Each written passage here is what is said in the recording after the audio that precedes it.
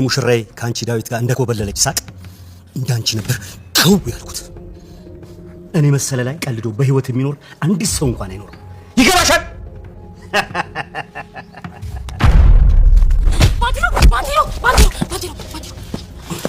ተረጋጋ ሳቱ። እኔን ምንም ያህል እንኳን ብትቀጠቅጠኝ በህይወት እኖራለሁ። ለምንድን ነው እንደዚህ መታየኝ? ያቺ ምላጭ የነገረችኝን ሴት ግን አይደለሽም።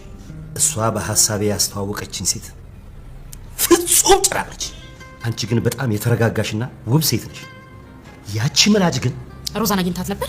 ወደዚህ እንድመጣ ማን የገፋፋኝ መሰለሽ? ቆይ ለምንድን ነው እንደዚህ አተኩረሽ የምታየኝ? ትሰማኛለህ? ገንዘብ ከሆነ የምትፈልገውን ቁጥር ጥራ እሰጥሃለሁ። ገንዘብ? ሎሊትን ለዳህ ማቻቻያ ከአባቷ ላይ እንደ ዕቃ እንደገዛሃት ለሰዎች ያወራውን ሰምቻለሁ። ችግርህ ገንዘብ ከሆነ ከነወለዱ ልስጥህ እና እባክህን እነሱን መልስልኝ እባክህን። በጭራሽ ላደርግልሽ አልችልም። ሙሽራዬን እውነት እንዳልከው ገለኸውም ከሆነ እባክህ አስክሬኑ ስጠኝ። ቢያንስ እንኳን አቅርሽ ልቅበረው። እኔም የሱን አስክሬን በጣም እፈልጋለሁ፣ ግን ልቀብረው ሳይሆን ላቃጥለው። እዚህ ፊትህን ነው ማንድልህ። አለበለዚያ ደግሞ እኔ የምልህን ነገር ትሰማኛለህ። ትሰማኛለህ? ቆንጆ ብቻ ሳልሆን በምወደው ሰው ከመጡብኝ ገዳይም ነኝ። እሺ ይሄንን ነገር እኔ በፍጹም ላምናችሁ እንዴ። በቀላሉ ማታስፈኝም ትኛልሽ። ሞቶም ከሆነ እርሜል ላውጣ። አሁን በቀላሉ አልፈልግም ሳልሽ ምሰማሽ መስሻል እንዴ? ካገኘኸው አሉኝ የምትላቸው መረጃዎች በሙሉ ሰብስበህ አሳየው። ትሰማኛለህ? ቆንጆ ብቻ ሳልሆን በምወደው ሰው ከመጡብኝ ገዳይም ነኝ። እሺ አንተ በህይወት የቆየው ባንተ ጥንካሬ ሳይሆን በባንቴሮ በወንድምህ ብርታት እንደሆነ ልንገርህ።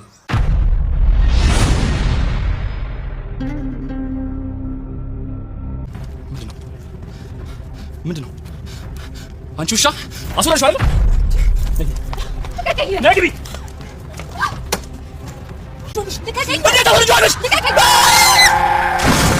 ሮዛ ባንቴሮን ሔዋንና አንተን እግሬ ስር የማንበረከክበት ጊዜ ደርሷል። የዳዊት ንብረት ወራሽ ብቸኛው ልጄ ነው በምትልበት ሰዓት ሶስተኛ ወገን የሆነው ፍቅረኛዋ ልጁ ያንተ ነው ስትለው ስለቆየች ይህን ነገር ይሰማ ነበርና መኪና ውስጥ ቁጭ ብሎ ዘሎ አንገቷን አንቆ ወደ መኪና ውስጥ አስገባት። ሔዋን አቶ መሰለን ፍቅሬን ገለው ከሆነ ባክን ቢያንስ አስክሬኑን ስጠኝ፣ አልቀሽ ሄርሜላ ላውጣ የሚል ጥያቄ ያቀረበች። አቶ መሰለ መልሱ እኔን ሬሳ ልሰጥሽ ሳይሆን ራሴ ላቃጥለው ነው የሚል መልስ መለሰ። ሰላም ጤና ይስጥልኝ ውድና የተከበራችሁ መላው ዓለም ያላችሁ ኢትዮጵያና ኤርትራውያን ናችሁ። እግዚአብሔር ይመስገን ደህና ነኝ።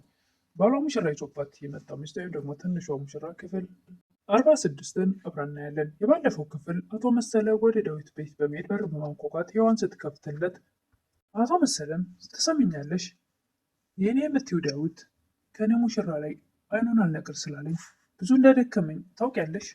መሆኖር አልፈልግም። ለምን ወደዚህ እንደመጣ ብቻ ንገረኝ።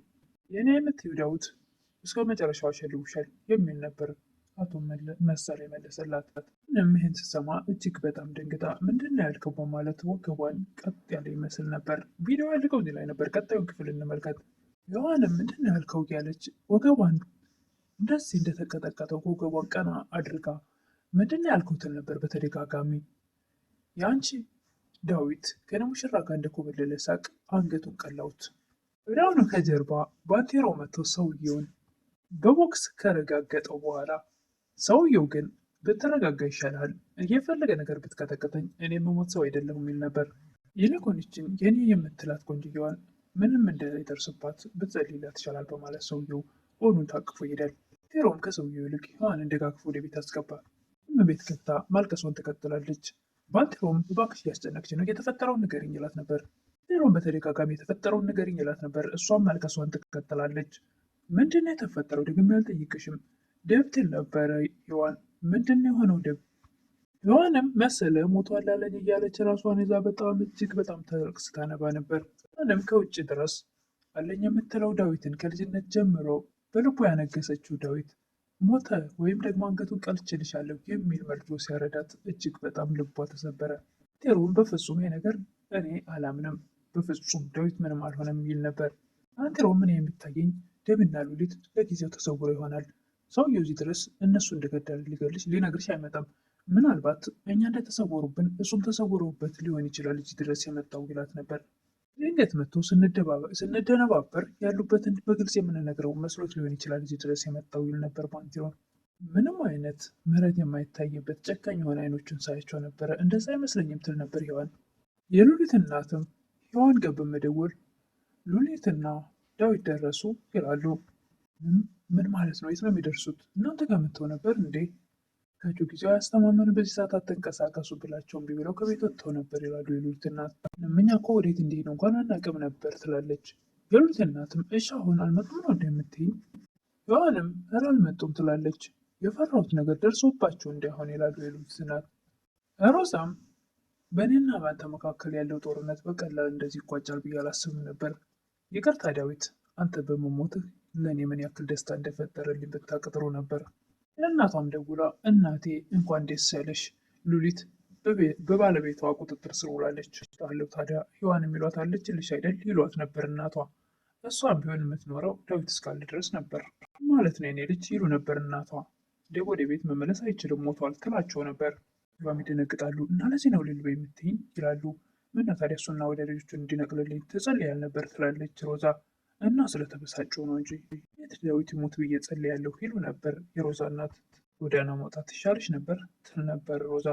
ለመጨረሻም እድል ፊቷን ወደኛ ዞራልናለች አለች ሮዛ። ቅንጣት ያክል ሀዘን ሳይሰማት ጭራሽ በመሞቱ እጅግ በጣም ደስተኛ ነበረች። ሞ ፈጣሪ ይህን ጽንስ የዳዊት ቢያደርግልኝ ኖሮ ሙሉ በሙሉ የዳዊት ንብረት ወራሽ ይሆን ነበር ትላለች ሮዛ። በገንዘብ እንጂ አሁንም ቢሆን በጭራሽ ቅንጣት ታክል የዳዊት ሞት አላሳዘናትም። እንዲሮም ሰው ጋር በመደወል የዳዊትና የሉሊትን መጥፋት ሪፖርት አድርጌ ነበር።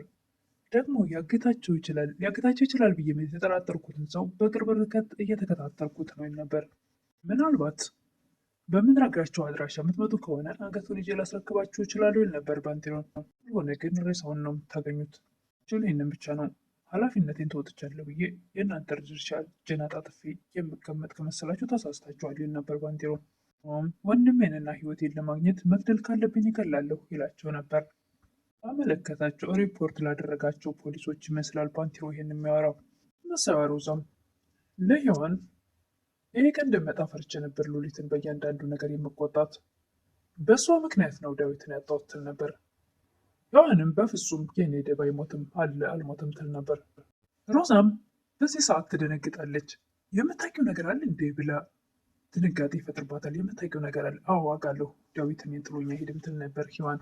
ወዲያውኑ ሀሳቧን ቀይራ ሮዛ ከማናቸውም በላይ በደም መጎዳት ወይም በደም መሞት እኔ ነኝ የምጎዳው፣ ልጄ ነው ያላባት የሚያድገው ትል ነበር። ሮዛም ሶስተኛው ቀን የሆነውን ፍቅረኛዋን ከአሁን በኋላ ከአንተ ጋር የምንዘላዘልበት ምንም ምክንያት የለም ትል ነበር። በቃ ዳዊት ሞቷል፣ ባለሀብት ነኝ የሚለው ነገር አስባ ጀጋ ያሳለፍነውን ጊዜ በሙሉ ለዳዊት ባሳየው ምን ይመስልሻል ይላት ነበር። እንግዲህ መስማት ከቻለ ያለውን በሙሉ ልታሳየው ትችላለህ፣ ግን መስማት አይችልም። ባሌ እኮ ሞቷል አታይም እንዲያዝኝ ትለው ነበር። ልብ ድረስ ልሂድ ካልክ ራስህን ሰቅለህ ማሳየት ትችላለህ። የሮዛ ሶስተኛው ቀን ፍቅረኛዋ ለባንቴሮ ሮዛ ሆድ ውስጥ ያለው ልጅ የኔ ልጅ ነው፣ ልጄን እንዳትገልብኝ እርዳኝ፣ ልጁ ልታወጣው ትፈልጋለች ይችል ነበር ለባንቴሮ። ባንቴሮም እኮ አንተ ነህ የልጅ አባት እያለ በጣም ተገርሞና ተደንቆ ተቆጥቶት ነበር። ሔዋንም ወደ አቶ መሰለ በመሄድ እባክህ አንድ ነገር ልታደርግልኝ ትችላለህ ትል ነበር።